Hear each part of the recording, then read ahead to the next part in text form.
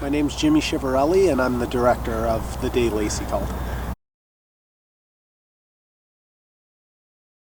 I think anybody that's a fan of the genre of horror films will find something they love about it, but I also think on the other side of the coin, any person that is in tune with their spiritual or religious side will also find something to enjoy.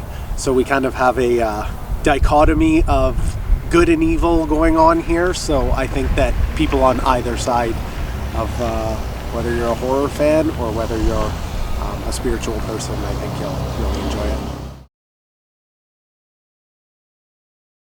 The most challenging part of the entire process has been we are doing this with a fairly low budget, and there are some supernatural things that happen, things that require stunts, rooms shaking, things flying all over the place, and without having a big budget to pull some of those things off, we've had to get a little more crafty and be very efficient with what we do have. So that's been a challenge sometimes.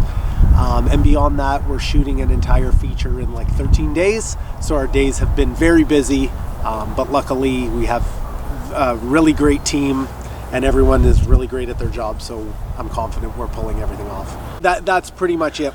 And beyond that, moving locations and units within the same building. We had one day that we had one location, but the location was massive and there was a lot of moving pieces going from one floor to the other because we liked rooms in all different buildings in this place. So that has been a little bit of a challenge, just like managing the time it takes between the setups. But again, great team, and they're amazing at what they do.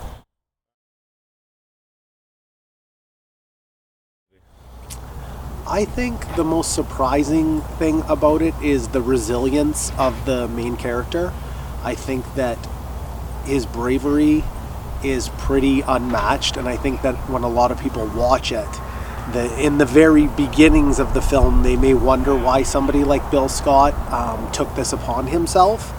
But I think the more and more the film progresses, they will start to realize the humanistic nature and the good nature of Bill Scott. Yeah, so I actually was fortunate enough to have a Zoom call with Bill. We chatted, we had a lengthy chat. I got to ask him all kinds of questions about his life, what it was like before this story takes place, and what it's been like since. And that was a really eye-opening experience to learn who the real Bill Scott is, beyond what I had read in the script, beyond what I had read in his book. And I had also listened to a few interviews he had done on AM radio, where he recounted this entire event that happened in his life. But I think the biggest thing for me was really getting to meet him on a Zoom and speaking to him and hearing the experiences firsthand gave me an entire new perception of the person he is. Yeah, I think the Roxanne character is a supernatural character, and it is sometimes a character that's challenging to relate to because she has these extreme episodes and these extreme things happen to her. So I feel like that was a place where we were able to get really creative. Like, who do we want Roxanne to be?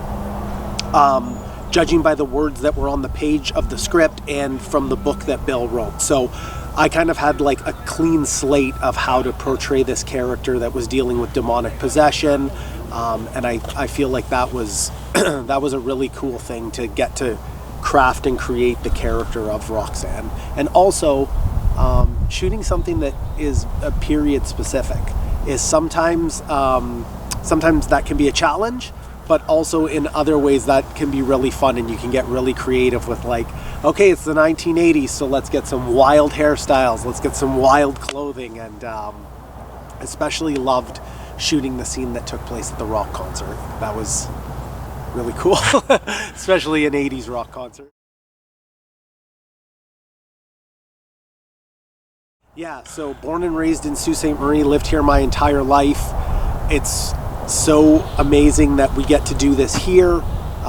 In years past, if you wanted to work in film, You had to relocate to some place like Toronto, Montreal, Vancouver, New York, Los Angeles, and now getting to do this in the Sioux has been really cool.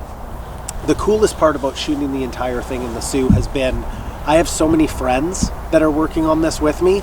I have actors that I've worked with in the past, that I've directed in the past, and I have all kinds of friends and people that have worked on my films, and some people that I've known like basically my entire life, which has been the coolest part about shooting it in the hometown is like all the connections. Everyone knows each other. It's a small city, it's a small town.